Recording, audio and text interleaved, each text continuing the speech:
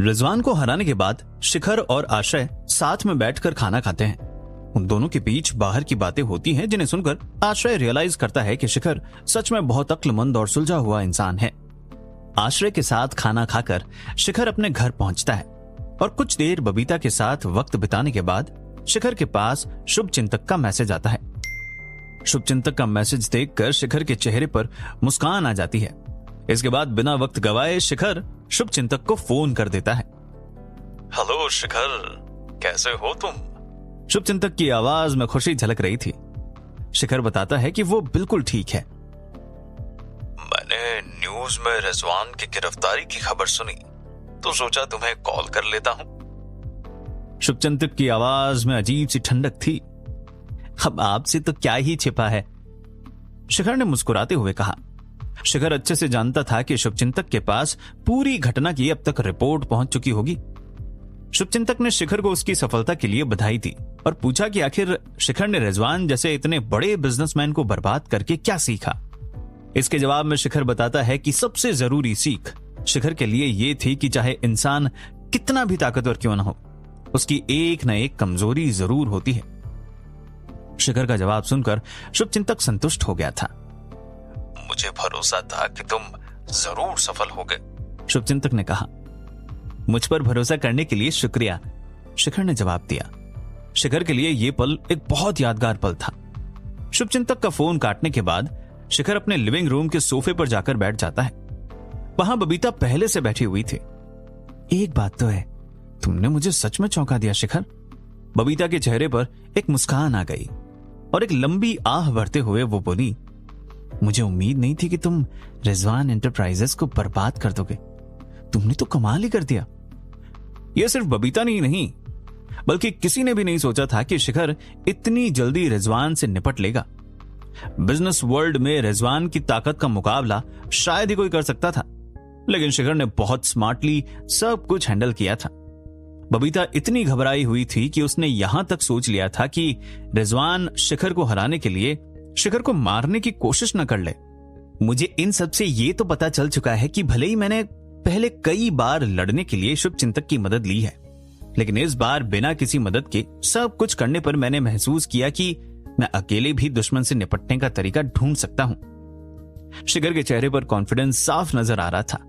शिखर, मैं ये जानने के लिए बहुत उत्सुक हूं, तुमने ये सब आखिर कैसे किया? बबीता शिखर की तरफ ध्यान से देखने लगी। मैंने बस आश्रय की मदद से रिजवान को बर्बाद करने की कोशिश करी, शिखर ने सरलता से बबीता को समझाया। और आश्रय मान भी गया? बबीता ने दोबारा पूछा। नहीं, लेकिन उसे मानना पड़ा, शिखर ये कहते हुए थोड़ा हंस पड़ा। ये सुनने के बाद बबीता ने आगे कुछ नहीं कहा। इस समय बबीता को कुछ समझ नहीं आ रहा था। वो ये तक नहीं समझ पा रही थी कि वो शिखर की तारीफ आखिर किन शब्दों में करे। अंदर ही अंदर अब बबीता ने स्वीकार कर लिया था कि शिखर की बुद्धिमानी की सच में जितनी दाद दी जाए कम है। तुम्हारा दुश्मन चाहे कितना भी शक्तिशाली क्यों ना हो, उन सभी की एक न एक कमजोरी जरूर होती है, और अगर तुम वो कमजोरी किसी तरह से पता कर लेते हो तो तुम बहुत आराम से जीत हासिल कर सकते हो, शिखर ने अचानक बबीता को समझाते हुए कहा। शिखर ये कहकर दोबारा अपने किसी काम में लग गया। शिखर अपने कमरे में पहुंचा और उसने अभी एक फाइल निकाली ही थी कि अचानक से उसे शीना का कॉल आ गया। हेलो शिखर, सब कैसा चल रहा है? शीना ने फोन उठाते ही कहा। मैं ठीक हूं, तुम बताओ कहां हो तुम आजकल? शिखर ने शीना से आगे पूछा। इसका जवाब देते हुए शीना ने शिखर को बताया कि वो आजकल अपने घर पर ही है और उसने अपने शोज से कुछ समय के लिए ब्रेक लेने का तय किया है। जब शिखर ने इस बात की वजह पूछी तो शीना ने अच्छे से कोई जवाब नहीं दिया। उसकी बातों से ऐसा लग रहा था जैसे वो किसी चीज को लेकर फिर से परेशान है। शीना, क्या सब ठीक है? शिखर ने गंभीरता से पूछा। हाँ, सब ठीक है, मैंने तुम्हें कुछ पूछने के लिए फोन किया था। शीना ने शिखर की बात बदलते हुए तुरंत कहा। शिखर के पूछने पर शीना ने उसे बताया कि वो चाहती है कि शिखर उसके साथ एक फैमिली गैदरिंग में चले। लेकिन शीना, मैं तुम्हारी फैमिली के बीच क्या करूंगा? शिखर ने शीना की बात बीच में काटते हुए कहा। शिखर आज तक शीना के माँ बाप से भी नहीं मिला था और अचानक उसकी फैमिली गैदरिंग में चले जाना शिखर को यह सोचकर थोड़ा अजीब लग रहा था। शिखर प्लीज, मैं वहां अकेले नहीं जाना चाहती। तुम जानते हो कि मेरी वहां किसी से बात नहीं होती। शीना की आवाज में एक अजीब उदासी थी। उसने शीना से पूछा कि क्या वहां जाना इतना जरूरी है? तो शीना ने बात दोबारा घुमा दी। शिखर को बार बार ऐसा लग रहा था कि कुछ बात थी जो शीना उससे छुपा रही थी। शिखर, मैं नहीं जानती, तुम्हें मेरे साथ चलना ही होगा। शीना जैसे बच्चों की तरह जिद करने लगी। ठीक है, लेकिन कब है ये गैदरिंग? शिखर ने कुछ देर बाद शीना से पूछा। यह सवाल सुनकर शीना ने बताया कि गैदरिंग कल दिन में है, लेकिन शिखर को पहले सुबह उसके घर पहुंचना होगा। ठीक है, मैं घर से सुबह निकल जाऊंगा। यह कहकर शिखर ने फोन रख दिया और एक लंबी आह भरकर उसने अपने कपड़े बदल लिए, फिर तुरंत अपने बिस्तर पर लेट गया। आज उसकी जिंदगी का एक बड़ा दिन था। उसने अपने बलबूते न केवल लड़ाई लड़ी थी, बल्कि उसके साथ साथ उस लड़ाई में जीत भी हासिल करी थी। शिखर अपनी जिंदगी से कहीं ना कहीं संतुष्ट महसूस कर रहा था। हालांकि उसके सिर में अभी भी अपनी ऐप के लिए इन्वेस्टर न ढूंढ पाने का ख्याल था। अगली सुबह शिखर की नींद अपने फोन की घंटी से खुल गई। इतनी सुबह आखिर शिखर को कौन फोन कर रहा था? शिखर ने बिस्तर में अपनी करवट बदलते हुए फोन उठा लिया। शिखर ने नींद में बोला। फोन की दूसरी तरफ शीना थी और शिखर की ऐसी आवाज सुनकर वो शिखर को डांटने लगी। शीना ने तुरंत शिखर को तैयार होने के लिए कहा था। हालांकि अभी सुबह के सिर्फ 9 बज रहे थे। शीना चाहती थी कि शिखर बिल्कुल देर न लगाए। शिखर समझ नहीं पा रहा था कि आखिर शीना को इतनी जल्दी क्यों हो रही थी। आखिर ऐसी भी क्या बात थी इस फैमिली गैदरिंग में? शिखर शीना का फोन काटने के बाद उठकर बैठ गया और तुरंत तैयार होकर गाड़ी से शीना के घर के लिए निकल गया।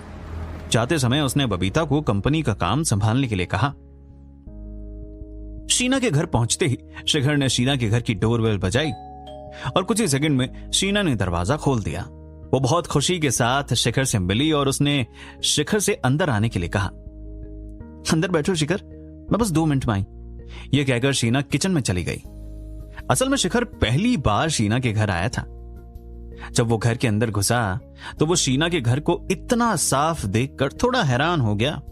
शीना ने अपने घर में हर एक चीज बहुत सफाई और सोच विचार करके लगाई हुई थी। हॉल के बीचों बीच एक बड़ी सी पेंटिंग लगी हुई थी और उस पेंटिंग के नीचे एक कोने में शीना का नाम लिखा हुआ था। शिखर ने कभी उम्मीद नहीं करी थी कि शीना पेंटिंग भी करती होगी। शीना किचन में कॉफी बना रही थी। कुछ मिनट बाद शीना 2 कप कॉफी लेकर किचन से बाहर आ गई और उनमें से एक शिखर के हाथ में देते हुए बोली, पीकर देखो, क्या कॉफी में चीनी ठीक है? कॉफी का एक घूंट पीने के बाद शिखर ने शीना की तरफ मुस्कुराकर देखा और उसकी तारीफ करते हुए बोला, कॉफी एकदम परफेक्ट है। शीना के सोफे पर बैठते ही शिखर ने उससे दीवार पर टंगी पेंटिंग के बारे में पूछा, जिसके बारे में बताते हुए वो हंस पड़ी।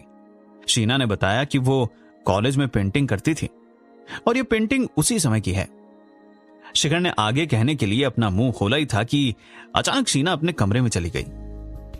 अपनी अलमारी से कुछ सामान निकालने के बाद शीना बाहर आई। उसने बाहर आकर एक बैग शिखर के हाथ में दिया और बोली, ये मैंने तुम्हारे लिए सूट मंगवाया था। मैं चाहती हूं कि आज दिन में तुम इन्हीं कपड़ों को पहनो। यह कहकर शीना दोबारा सोफे पर बैठ गई। शिखर कपड़ों को देखने लगा। इतने में शीना की आवाज दोबारा आई, शिखर, एक और बात थी। शीना यह कहते हुए थोड़ा हिचकिचा रही थी। हां बोलो शीना। शिखर ने उसकी तरफ ध्यान से देखते हुए पूछा, क्या तुम आज गैदरिंग में मेरे बॉयफ्रेंड बनकर चल सकते हो? क्या यही बात है जिसको लेकर तुम इतनी परेशान हो? शिखर ने शीना की बात सुनकर तुरंत पूछा। वो उसकी आंखों में ध्यान से देख रहा था। शिखर के ऐसा करते ही शीना ने अपना मुंह फेर लिया और वो वहां से उठ गई। शीना ने शिखर से कहा कि वो अभी इस बारे में कोई बात नहीं करना चाहती। शिखर ने इसके आगे शीना से ज्यादा सवाल नहीं किए।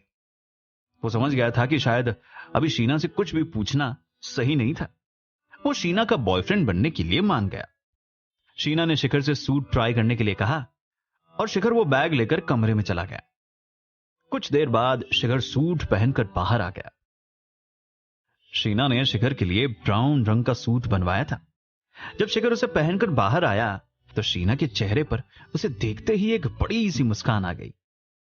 शिखर पर वो सूट एकदम परफेक्ट फिट था। शीना ने उम्मीद नहीं की थी कि शिखर उस सूट में इतना हैंडसम लगेगा। वो कुछ देर के लिए शिखर की तरफ से अपनी नजरें हटा नहीं पा रही थी। शिखर अपने आप को शीशे में देख रहा था और शीना उसके पीछे खड़ी थी। ये ठीक लग रहा है? शिखर ने शीना की तरफ देखकर पूछा। शीना कुछ देर तक इस सवाल को सुनकर हंसती रही और फिर अचानक बोली, मैंने सोचा भी नहीं था कि तुम पर यह सूट इतना जचेगा। तुम सच में बहुत हैंडसम लग रहे हो। शिखर यह सुनकर थोड़ा शर्मा गया और कुछ देर बात करने के बाद शीना तैयार होने कमरे से बाहर चली गई। अपने बाल ठीक करके शिखर जब कमरे से बाहर निकला तो उसने देखा कि शीना ने भी अपने कपड़े बदल लिए हैं।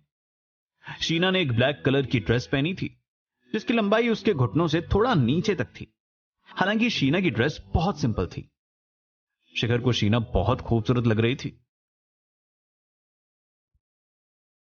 थोड़ी देर में हम घर से निकल जाएंगे, शीना ने अपने कान में एक सुनहरी रंग की टॉप्स पहनते हुए कहा। शिखर उसकी तरफ ध्यान से देख रहा था। शीना ने इसके बाद शीशे में देखते हुए अपनी आंखों में काजल लगाया और एक बैग उठाकर कमरे से निकल गई। शिखर तुरंत उसके पीछे चलने लगा और फिर अचानक से शीना को रोकते हुए बोला, क्या तुम्हें नहीं लगता कि तुम्हें कोई गिफ्ट ले जाना चाहिए अपने मम्मी पापा के लिए? नहीं, शीना की आवाज में रूखापन आ गया था। एक लंबी सांस भरते हुए शीना ने आगे कहा, जैसा कि मैंने तुम्हें पहले भी बताया है, मेरे और मेरे परिवार के बीच में ज्यादा अच्छे रिश्ते नहीं हैं। परिवार होने के बावजूद भी एक अजीब सा अनजानापन है। यह कहने के बाद शीना घर से बाहर निकल गई। घर से बाहर शीना की गाड़ी उन दोनों का इंतजार कर रही थी। गाड़ी में बैठते ही शीना ने ड्राइवर को उसके घर ले जाने के लिए कहा। शीना के अपने घर पहुंचते ही दोनों गेट से अंदर दाखिल हुए, जहां उन्हें गेट पर खड़े 2 गार्ड्स ने अपना सर हिलाते हुए नमस्कार किया। उनके सामने एक बहुत बड़ा गार्डन था और उसके ठीक बीच में एक आलीशान बंगला। इस बात में कोई शक नहीं था कि शेखावत परिवार मुंबई के सबसे पुराने रईस परिवारों में से एक था, जिसके बारे में कभी शिखर को पता नहीं था। शिखर तो यह जानता था कि शीना के सपनों की वजह से उसके परिवार से नहीं बनती है, लेकिन कभी शिखर ने डिटेल में शीना के परिवार के बारे में नहीं पूछा। गार्डन की सजावट पुराने समय की हो रखी थी, जिसे देखकर पता चल रहा था कि एक पुश्तैनी हवेली है। गार्डन से गुजरते हुए जब वो बंगले की तरफ जा रहे थे, रास्ते में बहुत से सुंदर फूल और पेड़ लगे हुए थे। शिखर ने देखा कि अपने घर के अंदर घुसते ही शीना किस कदर मायूस हो गई थी। शिखर शीना की उदासी समझ पा रहा था, लेकिन एक चीज जो शिखर को बिल्कुल समझ नहीं आ रही थी वो ये थी कि शीना ने उसे कभी अपने परिवार के बारे में क्यों नहीं बताया। दरअसल शिखर हमेशा से शीना को अपनी तरह अनाथ समझता था, लेकिन आज वो खुश है कि शीना का अपना परिवार है। बंगले के अंदर घुसते ही वो दोनों मेन हॉल में पहुंच गए। हॉल की शानदार सजावट देखकर पता चल रहा था कि शेखावत परिवार की गैदरिंग एक महत्वपूर्ण गैदरिंग थी। हॉल में चलते हुए शिखर की नजर छोटी स्कर्ट पहने हुए एक लड़की पर गई। वो लड़की कुछ पक्षियों के साथ खेल रही थी। उस लड़की के हाथ में पिंजरा पकड़ा हुआ था। लड़की को देख शिखर के चेहरे पर तनाव आ गया, मानो उसने कोई भूत देख लिया हो। यह वही लड़की थी जिससे सड़क पर चलते हुए शिखर की थोड़ी बहस भी हो गई थी। आखिर वो लड़की शीना की फैमिली गैदरिंग में क्या कर रही थी? शिखर को देखकर क्या होगा लड़की का रिएक्शन? जानने के लिए सुनते रहिए मिलियनेयर डिलीवरी बॉय।